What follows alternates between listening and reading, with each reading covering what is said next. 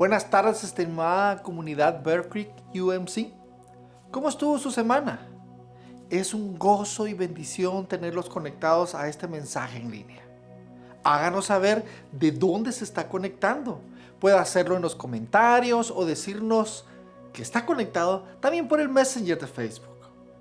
Deseo con el corazón que el Señor tenga bendecidos sus hogares. Esta semana estamos conmovidos en BCUMC. El pasado, 12 de noviembre, Sarah Beth Brown falleció inesperadamente. Recordarán que ella y sus dos hijas han sido miembros sumamente activos en nuestra iglesia. Sarah, de hecho, era parte del ministerio para adultos New Hope. Nuestro corazón se acongoja y oramos por el consuelo para sus hijas Rachel, Hannah y por su mamá Jan. Hoy ellas necesitan nuestro abrazo y nuestra empatía. Hay un meal train para los que quieran participar en apoyarlas. Les invitamos a que se acerquen y pidan el enlace y así nos aseguremos de que no se preocupen por algo de comer en los próximos días, porque nosotros les vamos a proveer esa necesidad. Por favor, oren por nuestra comunidad porque hay muchas personas pasando por este tipo de tribulaciones. Revisen las peticiones de oración. Si necesitan algo, háganos saber y oramos por ustedes. Es importante realmente en estas y en cualquier otra circunstancia apoyarnos constantemente. Hoy quiero resaltar esa personalidad que nuestra comunidad tiene.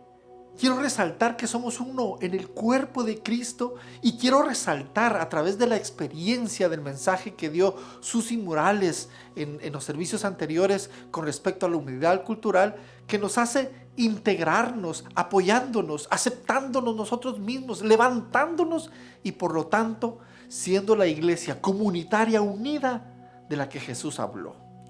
Por tanto, si sienten algún estímulo en su unión con Cristo, algún consuelo en su amor, algún compañerismo en el espíritu, algún afecto entrañable, llénenme de alegría teniendo un mismo parecer, un mismo amor, unidos en el alma y pensamiento. No hagan nada por egoísmo o vanidad, más bien, con humildad consideren a los demás como superiores a ustedes mismos. Cada uno debe velar no solo por sus propios intereses, sino también por los intereses de los demás. Las actitudes de ustedes deben ser como la de Cristo Jesús, quien siendo por naturaleza Dios, no consideró el ser igual a Dios como algo a que aferrarse. Por el contrario, se rebajó voluntariamente, tomando la naturaleza de siervo y haciéndose semejante a los seres humanos. Y al manifestarse como hombre, se humilló a sí mismo y se hizo obediente hasta la muerte. Y fue muerte de cruz. En esta carta, Pablo insta a los filipenses a que se unan y piensen de manera similar a Cristo.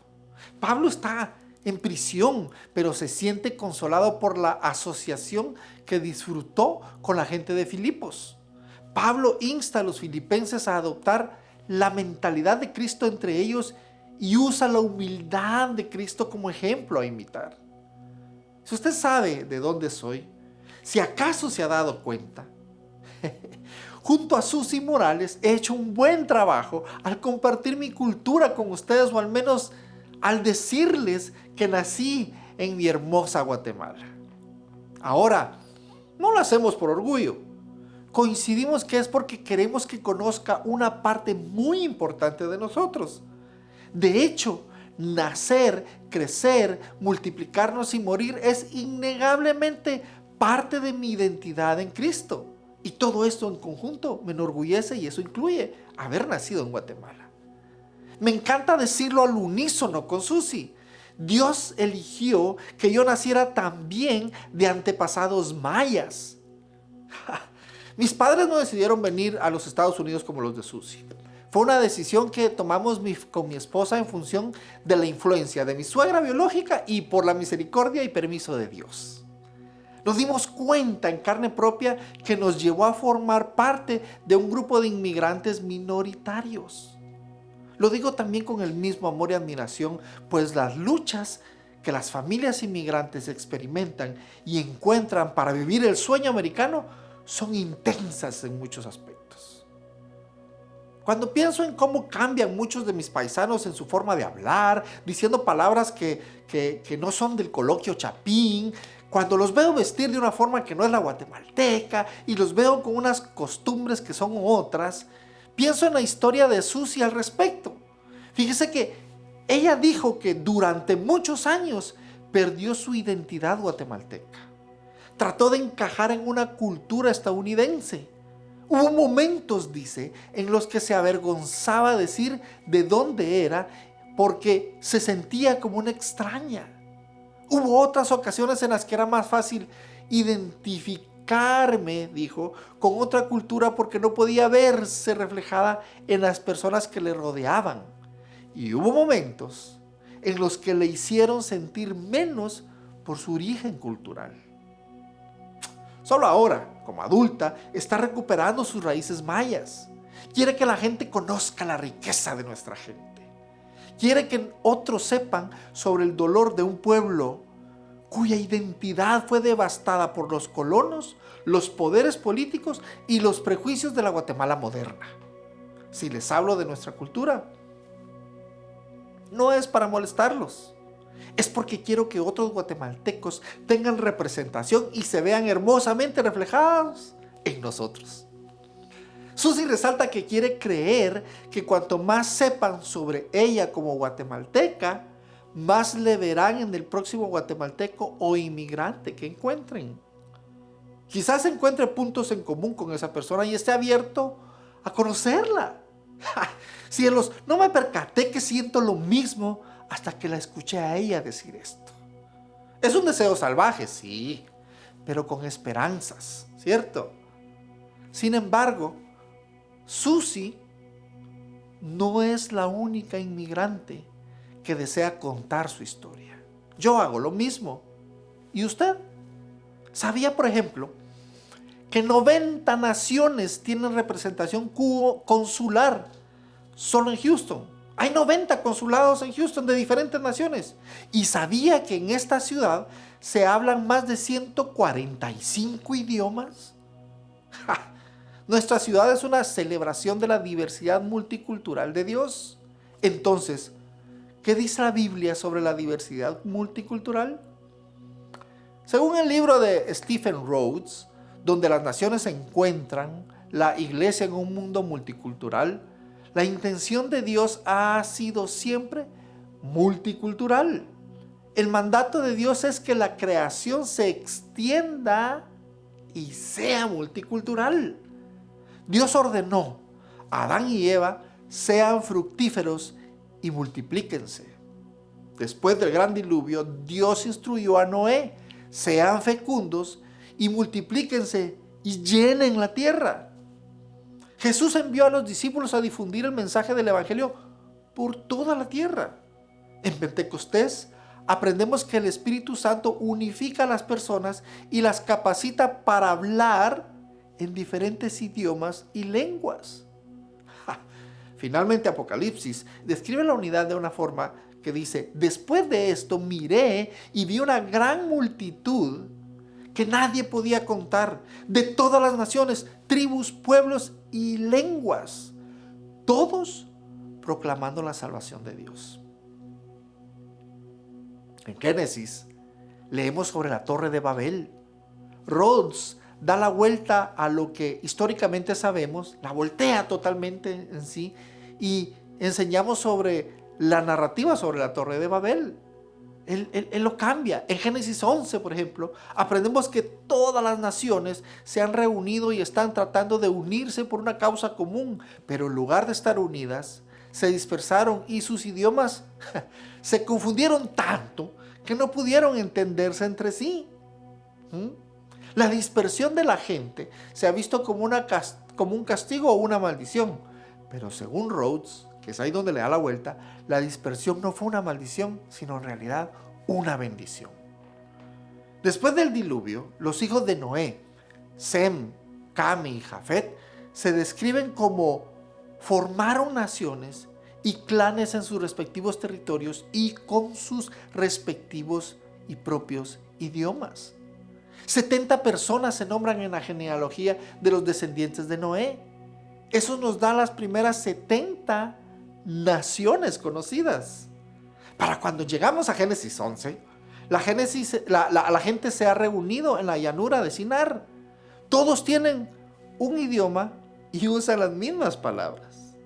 Génesis 11:3 dice que el pueblo dijo: vamos, edifiquémonos una ciudad y una torre cuya cúspide llegue hasta los cielos, y hagámonos un nombre famoso para que no seamos dispersados sobre la superficie de toda la tierra.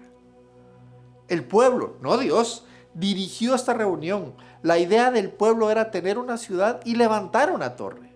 Querían un nombre para ellos mismos en sus términos. Tenían miedo de volverse a dispersar y buscaban autoconservación.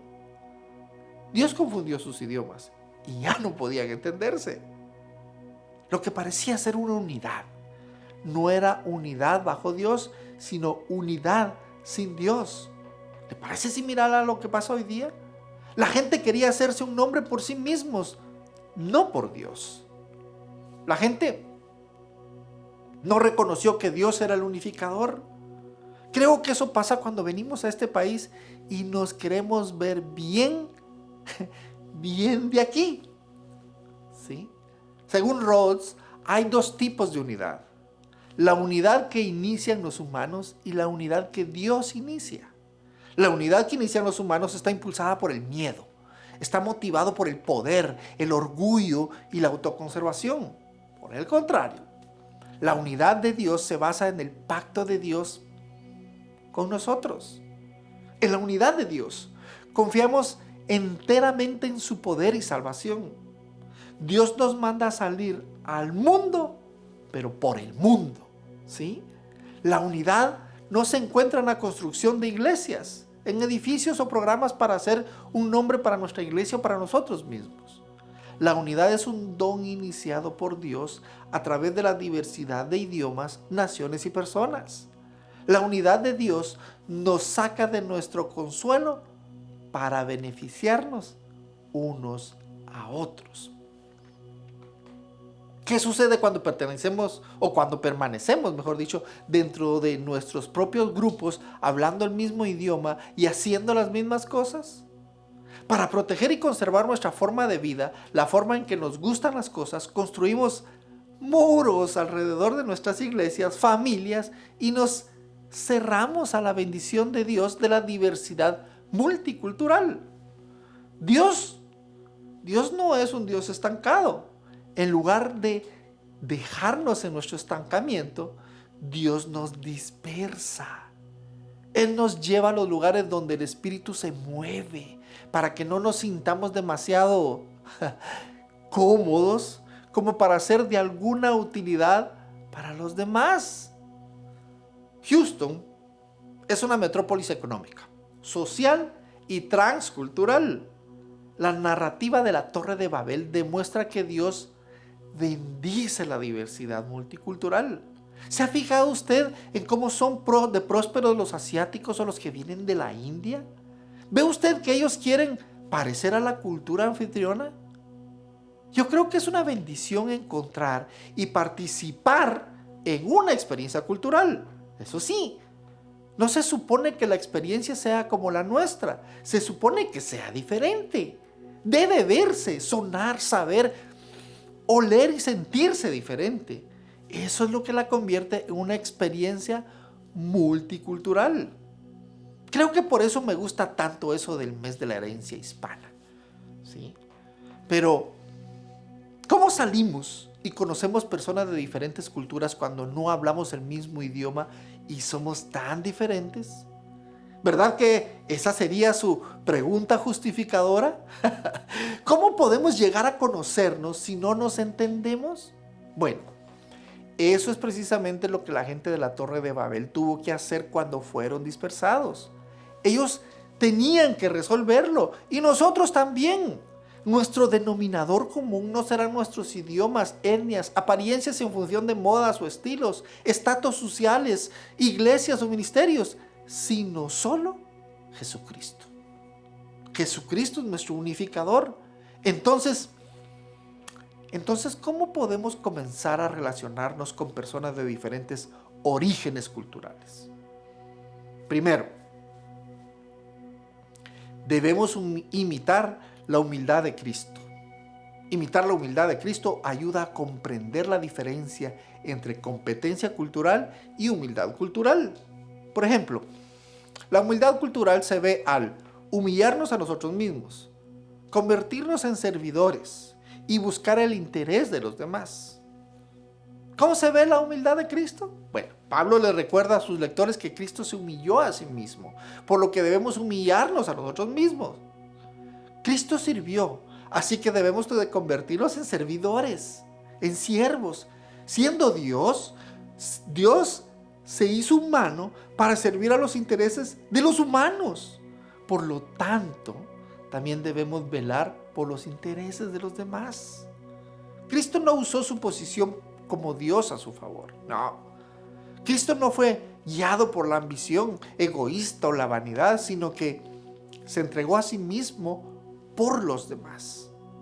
Tener la mente de Cristo es imitar la humildad de Cristo en todas las cosas. Nuestra unidad proviene y depende de Cristo. Estar unidos por Cristo no tiene nada que ver con verse igual o hablar el mismo idioma. No. Simplemente significa que la reunión y la unificación están bajo la dirección de Dios y Él une todas nuestras diferencias. Entonces, ¿qué es la competencia cultural? Se enseña la competencia cultural o la sensibilidad cultural para ayudar a los diplomáticos y empresarios a gestionar las relaciones interculturales para expandir sus bienes y servicios. Totalmente diferente, ¿verdad? Estos cursos enseñan cómo ser respetable y sensible a otras culturas. La competencia cultural es el conocimiento aprendido y se compone de conjunto de habilidades necesariamente para relacionarse con personas de diferentes orígenes étnicos. Es totalmente diferente. Sin embargo, la competencia cultural tiende a causar prejuicios porque depende en gran medida del conocimiento. Dice que se sea algo, pero usted no. ¿Me entiende? La competencia cultural se manifiesta porque el aprendizaje es finito. Está basado en información y contiene autodefensa. ¡Claro! El conocimiento constituye la obtención de capacitaciones que le otorgan al alumno un certificado. Está basado en información. La competencia cultural dice que el conocimiento es poder. ¿Se acuerda de eso? Dice que eres el experto, ¿sí? Soy un youtuber experto. Eso es competencia cultural por el conocimiento. La competencia cultural tiene que ver con la autodefensa también. Buscar ser el número uno. Ser el mayor de los influencers sería hoy. Buscar subir y trabajar solo. ¿Lo ve? Tiene la apariencia de humildad, pero no lo es porque por definición la competencia cultural significa que usted es lo suficientemente competente como para comprender y relacionarse con otras culturas. No incorpora las experiencias y puntos de vista de la otra persona. ¿Sí? La competencia cultural no está mal y es un buen punto de partida. Sin embargo, es solo el comienzo del trabajo en las relaciones interculturales. La humildad cultural lleva el trabajo un paso más allá. La humildad cultural tiene sus raíces a finales de los 90. Es obra de la doctora Melanie Tervalón y la doctora Jan Murray García. Su trabajo comenzó educando y capacitando a los profesionales médicos para comprender la intersección de raza, etnia, religión y clase de los pacientes con los que trabajaban. Interesantísimo. La humildad cultural dice que somos aprendices de por vida. Dice que somos lo suficientemente humildes para recibir y aprender de los demás. La humildad es el atributo más importante. Ve a las personas como multidimensionales. Las personas son expertas en su experiencia, cultura, patrimonio e historia. reconoce la experiencia de ambas partes y permite a ambos dar y recibir de la experiencia. La humildad cultural requiere la autoevaluación y la autocrítica de uno mismo para crecer e involucrarse más con personas de diferentes etnias. Desafía los desequilibrios de poder y busca cambiar los sistemas que oprimen y mantienen a la gente sufriendo. Defensores de la humildad cultural y socios entre culturas permite que personas de diferentes culturas hablen en nombre de los demás y se representen porque cada grupo busca el beneficio de otro. La humildad cultural no es hacer un viaje al extranjero para dejarse llevar y cenar por otra cultura. No, esa experiencia nos sirve a nosotros mismos, pero no ofrece justicia social. La humildad cultural es participar de la experiencia de vida de otra persona. La humildad cultural nos invita a escuchar y aprender de los demás.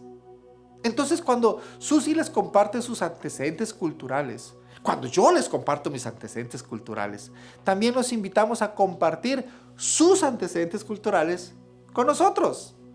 También me gustaría que me hiciera preguntas al cambio. Me encantaría conocer sus experiencias.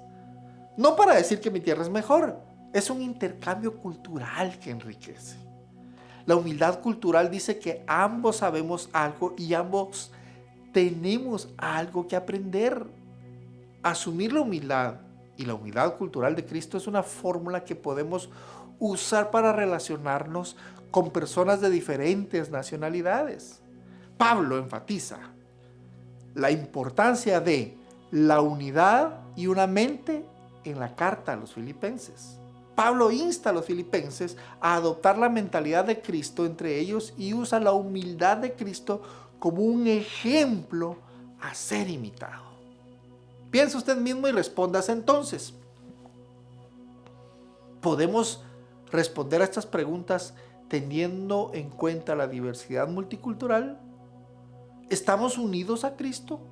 ¿Su amor nos da consuelo? ¿Compartimos el mismo espíritu? ¿Somos amables y compasivos con personas de todas las culturas independientemente de su estatus o raza? Entonces, ¿somos de ideas afines a las personas de otras razas? ¿Tenemos el mismo amor por las personas de otras culturas? ¿Somos uno en espíritu con personas que se ven diferentes a nosotros? ¿Estamos de acuerdo con personas de orígenes culturalmente diversos?